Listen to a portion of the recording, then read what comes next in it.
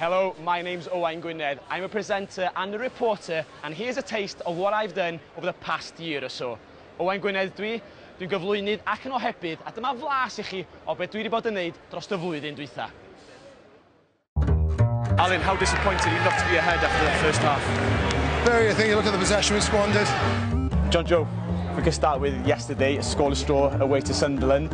A good point considering we were down to 10 men. Dyna ni, edrychwn ni mlaen at y gêm cybolog fyna ar y dyfarnwr y prynawn. Mae Owain Gwynedd Griffith yw e.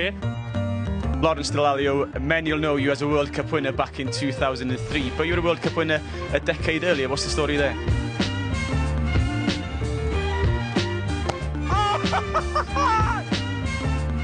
Warren, many congratulations. Was that the response you were looking for from last week?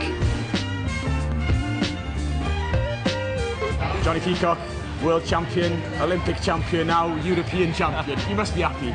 I can't complain. Andy Nicol, your thoughts on the first half? Well, it's been a very exciting half, I have to say. And I just want to be. Manon, we'll have to talk about the events of the last few weeks. You becoming world champion.